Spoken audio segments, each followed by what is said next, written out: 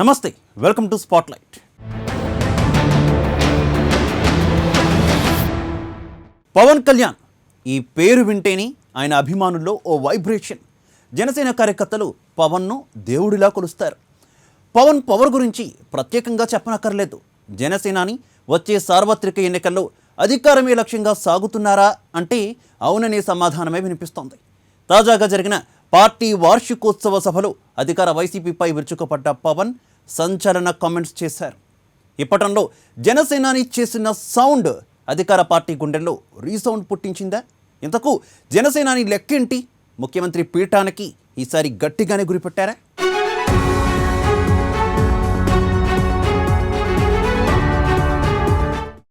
జనసేన ఆవిర్భావ సభ అశేష జనవాహిని మధ్య పవన్ అభిమానుల కోలాహలంతో అంగరంగ వైభవంగా జరిగింది.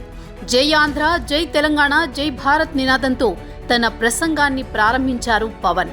వచ్చే అసెంబ్లీ ఎన్నికల్లో తమ పార్టీ ఖచ్చితంగా అధికారంలోకి వచ్చి తీరుతుందని జనసేనాని ఆశాభావం వ్యక్తం చేశారు. ఈ సందర్భంగా జగన్ పాలనపై నిప్పులు చెరిగారు పవన్.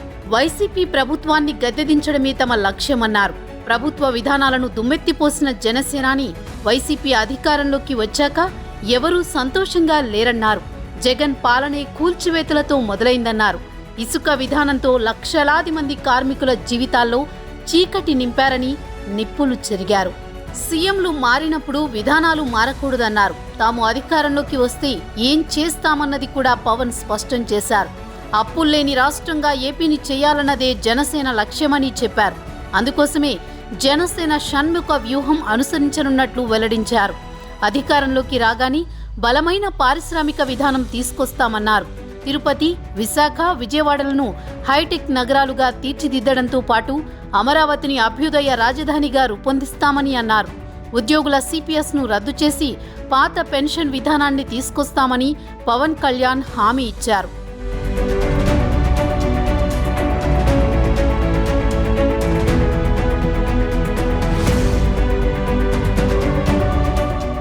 జనసేనాని పవన్ ప్రతిసారి అధికార ప్రభుత్వాన్ని చేస్తున్న తప్పులను ప్రణాళికాబద్ధంగా విమర్శిస్తున్నారు. తాజాగా ఇప్పటం సభలోనూ సుదీర్ఘ గంటల ప్రసంగంలో ఎన్నో ప్రశ్నలు సంధించారు. వైసీపీని కడిగి పారేశారు. వైసీపీ పాలనా వైఫల్యాలను ప్రజల ముందు ఉంచారు.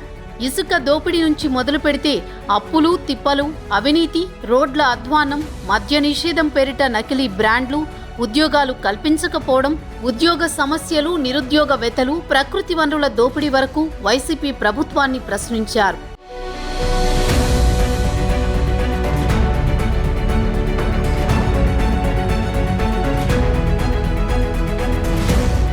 పవన్ కళ్యాణ్ ఈసారి ఎలాగైనా పవర్లోకి రావాలని ప్రయత్నిస్తున్నారు. అందుకనుగుణంగానే జనసేనాని పవర్ పాలిటిక్స్ చేస్తున్నట్లు కనిపిస్తోంది. అప్పుడే ఎన్నికల సమర శంఖాన్ని పూరించారు పవన్. ఎన్నికలకు 2 ఏళ్ల ముందుగానే జనసేన మేనిఫెస్టోను ప్రకటించి రాబోయే ఎన్నికల్లోనే తానే సెంటర్ ఆఫ్ అట్రాక్షన్ అనే సంకేతాన్ని ప్రజల్లోకి తీసుకువెళ్లడంలో సక్సెస్ అయ్యారు. ఇప్పటికే జనసేనాని తన టార్గెట్ ఏంటో క్లియర్ కట్గా చెప్పేశారు. వైసీపీ ప్రభుత్వాన్ని గద్దెదించడమే లక్ష్యంగా ముందుకు సాగనున్నట్లు తేల్చి పారేశారు.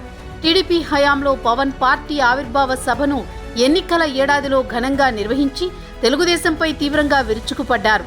అప్పట్నుంచి ఆయన పోరాటం ఎన్నికలయ్యే వరకు సాగింది. ఈసారి వైసీపీ ప్రభుత్వంపై ఎన్నికలకు 2 ఏళ్ల ముందు నుంచే సమరం ప్రారంభించాలని నిర్ణయించుకోవడం అధికార పార్టీ వర్గాల్లో కలవరపాటుకు కారణమవుతోంది.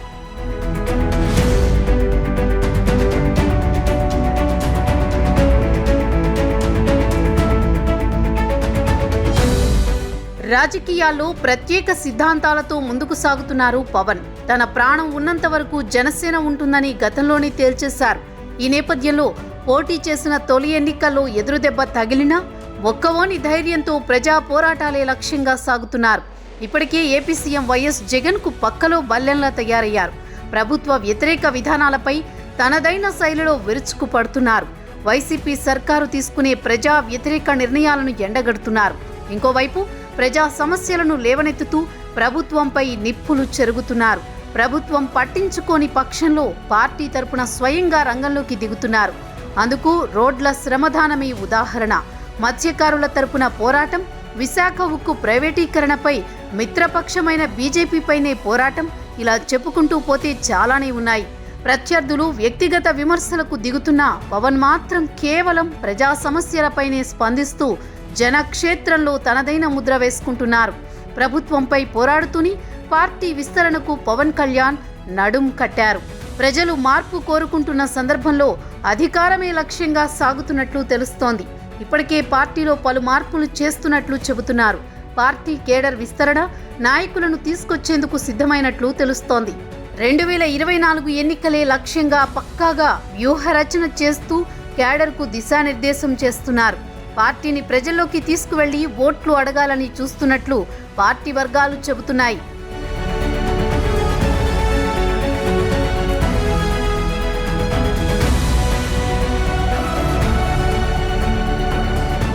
రెండు 2024 నాటికి పవన్ కళ్యాణ్ను ఏపీ ముఖ్యమంత్రిగా చూడాలని జనసేన శ్రేణులు, పవన్ కళ్యాణ్ అభిమానులు ఎంతో ఆశతో ఎదురు చూస్తున్నారు. క్షేత్రస్థాయిలో పోరాటం కూడా చేస్తున్నారు. అధికార వైసీపీ ఆగడాలను ఎండగట్టడంతో జనసేన శ్రేణులు టీడీపీ కంటే ముందున్నారు. అయితే తాజాగా పవన్ చేసిన కామెంట్స్ ఆసక్తికరంగా మారాయి. రాష్ట్ర ప్రయోజనాల కోసం వైసీపీని దించేందుకు తమతో ఎవరైనా కలిసి రావచ్చని పేర్కొన్నారు.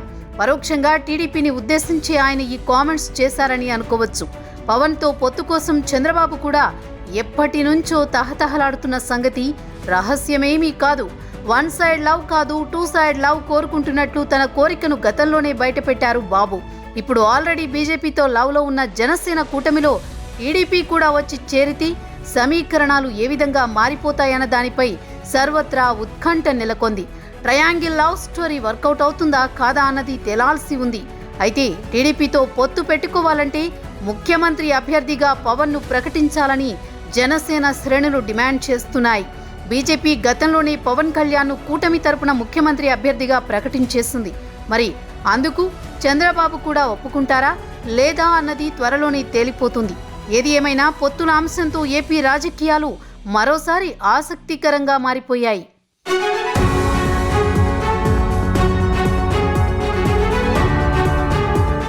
ఆవిర్భావ సభ సక్సెస్తో జోరు మీదున్న జనసేనాని ఇకపై దూసుకుపోయే అవకాశం కనిపిస్తోంది. సార్వత్రిక ఎన్నికలకు ఇంకా 2 ఏళ్ల సమయం ఉన్నప్పటికీ ఇప్పటికే ఆంధ్రప్రదేశ్లో రాజకీయ వేడి రాజుకుంటోంది. జనసేన బీజేపీ కూటమికి టీడీపీ కూడా తోడైతే వచ్చే రిజల్ట్ ఎలా ఉంటుందో 2014లోనే చవి చూసింది వైసీపీ. దీంతో ఈ పార్టీలన్నీ మళ్లీ ఏకం కాకూడదని వైసీపీ భావిస్తుంది. ఇంతకు కూటమి తరపున ముఖ్యమంత్రి అభ్యర్థి పవన్ కళ్యాణేనా? బీజేపీ రోడ్ మ్యాప్ బాబుకు జలక్కిస్తుందా? చివరకు జనసేనానికే చంద్రబాబు జై కొట్టక తప్పదా?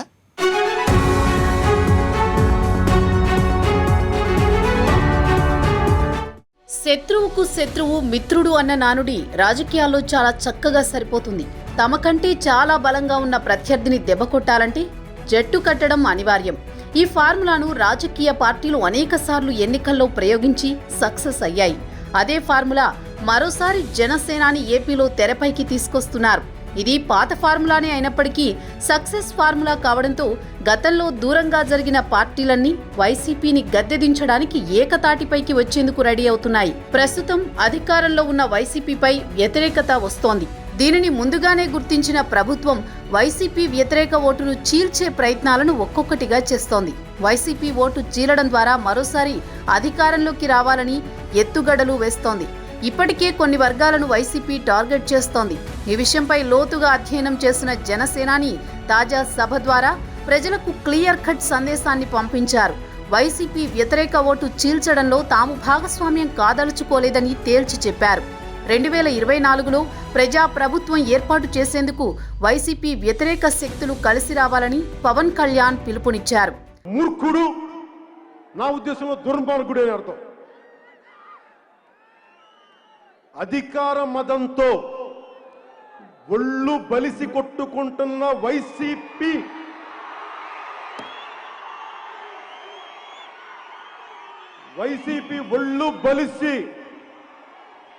ఒళ్ళు బలిసి అధికార మదంతో ఒళ్ళు బలిసి కొట్టుకుంటున్న వైసీపీ అనబడే మహిషానికి కొమ్ములు ఇరగొట్టి కింద కూర్చోబెట్టి వచ్చే ఎన్నికల్లో సరికొత్త ప్రజాప్రభుత్వాన్ని స్థాపిస్తాం.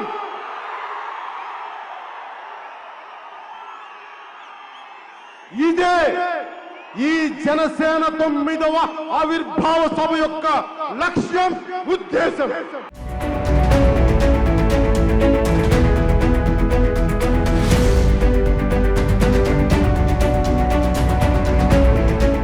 కేంద్రంలోని బీజేపీ ఏపీలో ఎలా ముందుకెళ్లాలన్న దానిపై రూట్ మ్యాప్ ఇవ్వగానే దండయాత్ర మొదలు పెడతానని బీజేపీ ప్లాన్ ప్రకారం ఏపీలో ముందుకు వెళ్లి రాజ్యాధికారం సాధిస్తామని చెప్పారు పవన్. అయితే ఇప్పటికే టీడీపీ నేతలు చంద్రబాబు, లోకేష్లు పవన్ కళ్యాణ్కు మద్దతు పలికారు. భీమ్లా నాయక్ను తొక్కేసిన వైసీపీ సర్కారుకు వ్యతిరేకంగా పవన్ కళ్యాణ్కు మద్దతు తెలిపారు. భీమ్లా నాయక్ చూడాలంటూ టీడీపీ నేతలకు బహిరంగంగానే చెప్పారు. పవన్ను జగన్ తొక్కేస్తున్నారని చంద్రబాబు, లోకేష్లు ఆరోపించారు. సినిమాల విషయంలో ప్రభుత్వంపై పోరాటంలో పవన్కు అండగా నిలబడ్డ చంద్రబాబు, లోకేష్లు రాజకీయంగా కూడా పవన్కు అండగా ఉంటారా?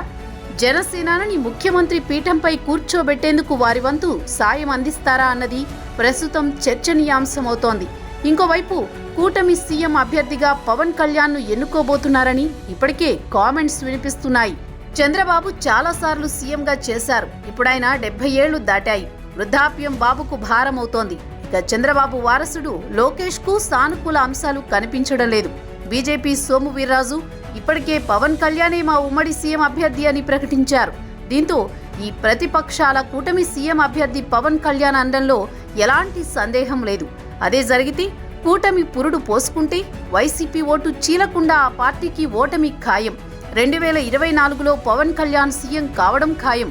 సీఎం అభ్యర్థి పవనే కాబట్టి టీడీపీ ఖచ్చితంగా జనసేన పల్లకి మోసే పనిలో ఉండాల్సిందే.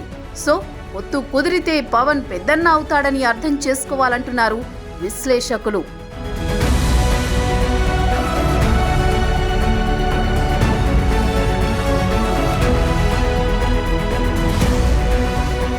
ఇక తాజా సభలో వైసీపీ పాలనపై నిప్పులు కురిపించారు నాగబాబు. ప్రజలు వైసీపీని ఎన్నుకొని తప్పు చేశారని, మరోసారి జగన్ ఏపీలో అధికారంలోకి వస్తే పక్క రాష్ట్రాల వలసపోవాల్సిందేనని సంచలన వ్యాఖ్యలు చేశారు. 3 ఏళ్లుగా రాజధాని లేకుండా పరిపాలిస్తున్న ఏకైక సీఎం జగన్ అని నాగబాబు ఎద్దేవా చేశారు. ఏపీలో ప్రతి పౌరుడిపై ₹1,00,000 అప్పు ఉందని, ఇక తాగడానికి గోల్డ్ మెడల్ బ్రాండ్లు ఉన్నాయని నిప్పులు చెరిగారు. దొంగలు 2 రకాలు ఉంటారు. మామూలుగా ప్రజల్లో ఉండే దొంగల్ని జనరల్గా దొంగలు అంటాం. కానీ రాజకీయాల్లో ఉండే కొంతమంది ఉన్నారు, వాళ్ళని రాజకీయ దొంగలు అంటారు.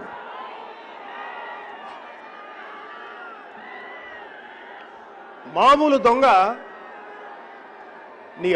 నీ యొక్క వాచిని, జ్యువెలరీని, నీ బిలాంగింగ్స్ని దొంగతనం చేస్తే, రాజకీయాల్లో ఉండే కొందరు దొంగలు మీ భవిష్యత్తుని, మీ పిల్లల భవిష్యత్తుని, మీ వృత్తిని, ఉద్యోగాల్ని, చదువుల్ని, మీ ఆరోగ్యాన్ని, మీ వ్యాపారాన్ని, మీ పర్యావరణాన్ని కూడా దోచుకుంటారు.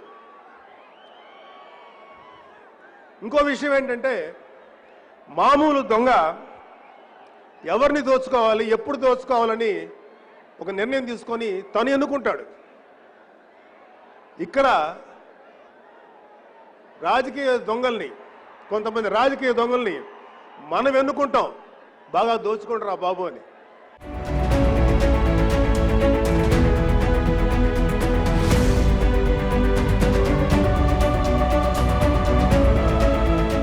ఏపీ రాజధాని అమరావతిని నాశనం చేశారని, దాదాపు 9 అంతస్తుల రాజధాని భవనాలు ఖాళీగా ఉన్నాయని, వాటిని వృధాగా వదిలేసి కోట్ల రూపాయలు నీళ్లపాలు చేశారని నాదెండ్ల మనోహర్ ఆరోపించారు.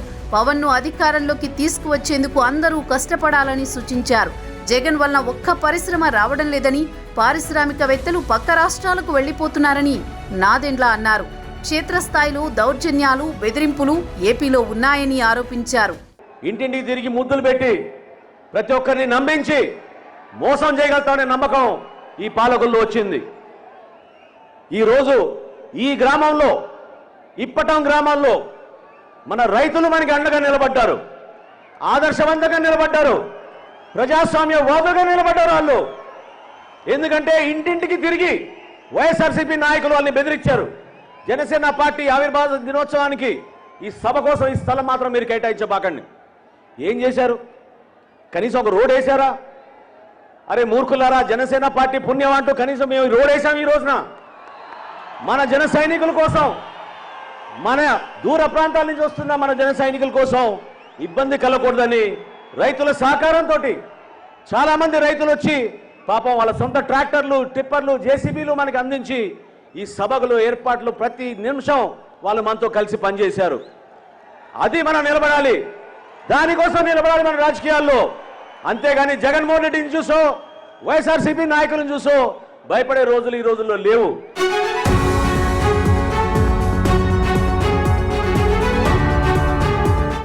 రాజకీయాల్లో శాశ్వత మిత్రులు, శాశ్వత శత్రువులు ఉండరు. అలాగే రాజకీయాల్లో పొత్తులు కూడా కామన్. 2019 ఎన్నికల్లో పెద్దగా సీట్లు గెలవలేకపోయినా చాలా నియోజకవర్గాల్లో గెలుపోటములను ప్రభావితం చేశారు జనసేనాని. అటువంటి చరిష్మా ఉన్న నాయకుడు పవన్ కళ్యాణ్. 2014 ఎన్నికల్లో పవన్ ప్రభంజనంతోనే చంద్రబాబు సీఎం అయ్యారని ప్రత్యేకంగా చెప్పనక్కర్లేదు. అయితే కూటమి కడితే ఈసారి ముఖ్యమంత్రి అభ్యర్థిగా పవన్ కళ్యాణ్ను ప్రకటిస్తారా? ఈసారి పవన్ అంతా తానే అవుతారా? ఇక బీజేపీ, టీడీపీల సహకారంతో జగన్ను గద్దె దించుతారా?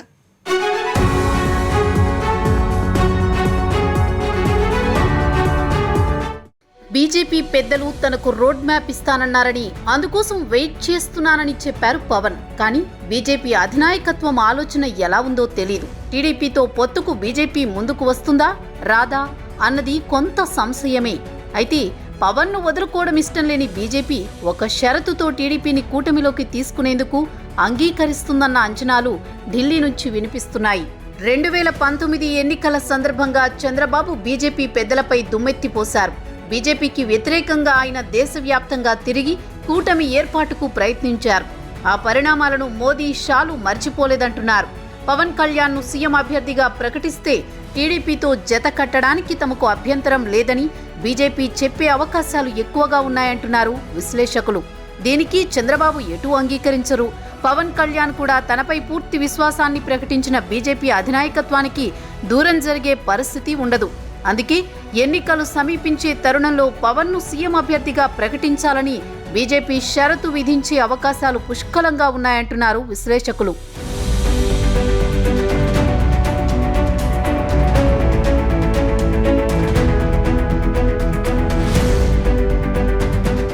జనసేనాని పవన్ కళ్యాణ్ ప్రసంగాన్ని ఏపీ ప్రజలే కాదు, వైసీపీ నేతలు అందరూ చూసేశారు. అందుకే ఇలా పవన్ ప్రసంగం ముగియగానే వెంటనే మంత్రి పేర్ని నాని, అంబటి రాంబాబులు స్పందించారు. తాము పవన్ ప్రసంగాన్ని మొత్తం చూశామని దానికి కౌంటర్ ఇచ్చారు. జనసేనాని పవన్ కళ్యాణ్పై వైసీపీ నేతలు దాడి ప్రారంభించారు. వైసీపీకి, కమ్మవారికి దూరం చేసేందుకు పవన్ కళ్యాణ్, చంద్రబాబు ప్రయత్నిస్తున్నారని మంత్రి పేర్ని నాని వ్యాఖ్యానించారు. చంద్రబాబును మళ్లీ ముఖ్యమంత్రిని చేయడం లక్ష్యంగా పవన్ కళ్యాణ్ పనిచేస్తున్నారని దుయ్యబట్టారు. రోజు మనం ఎక్కడ దేగుతాం పవన్ కళ్యాణ్ గారు? రోజు మనం దేకేది ఎక్కడ? ఎవరి చంకనెక్కి తిరుగుతున్నాం? ఏం మాట్లాడుతున్నాం? నిన్ను నడిపించే శక్తి ఎవరు? ఇప్పుడు ఇందాక మీటింగ్లో కూడా చెప్పారు కదా పవన్ కళ్యాణ్ గారు, తమరు మీరేం చెప్పారు? బీజేపీ నాకు దిశానిర్దేశం చేయాలని చెప్పారు కదా. మరి అటువంటి బీజేపీ పార్టీ వాళ్ళు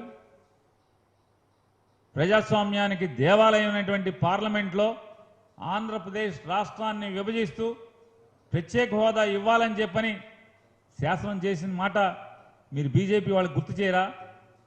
ఏం మాట మారుస్తున్నారని చెప్పని చంకలోంచి ఎగిరి చొక్కా పట్టుకుని అడగలేరా? ఏమైంది మీ ధైర్యం?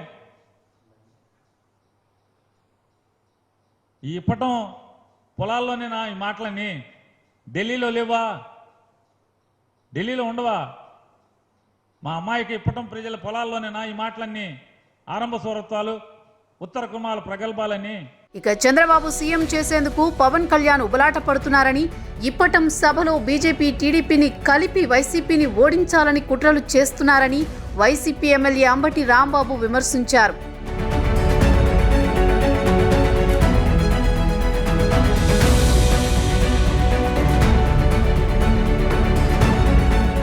రెండు 2024కు ఏపీ రాజకీయం ఎలా ఉంటుందో అస్సలు ఊహించని విధంగా మారింది. చంద్రబాబు చరిత్ర తిరగేసి చూస్తే ఆయన పొత్తులు లేకుండా ఒంటరిగా గెలిచింది చాలా తక్కువ సార్లే. వామపక్షాలతో మొదలు పెడితే కాంగ్రెస్, బీజేపీ ఇలా ఏ పార్టీని చంద్రబాబు వదలలేదు. అన్ని పార్టీల మీదకి ప్రేమ బాణాలు సంధిస్తూనే ఉన్నారు. 2014లో జనసేన బీజేపీ అండతో గద్దెనెక్కారు బాబు. అంతకు ముందు 1999లో బీజేపీతో పొత్తు పెట్టుకుని ఉమ్మడి ఏపీలో విజయం సాధించారు. 2009లో మహాకూటమితో కలిసి పోటీ చేసిన చంద్రబాబును విజయం వరించలేదు. 2019లో ఒంటరిగా పోటీ చేసి ఓడిపోయారు. చరిత్ర చూస్తే ఎవరో ఒకరు తోడు లేకపోతే బాబు సొంతంగా గెలవలేడని అపవాదును మూటగట్టుకున్నారు. 2024 ఎన్నికల నాటికి జనసేన కూటమితో కలిసి పవన్ను సీఎం చేసుకోగలిగితే అధికార కూటమిలో భాగంగా చంద్రబాబు భాగస్వామిగా ఉంటారు. లేదంటే మరోసారి టీడీపీ అధికారానికి దూరంగా ఉండాల్సి రావడం ఖాయమంటున్నారు రాజకీయ పరిశీలకులు.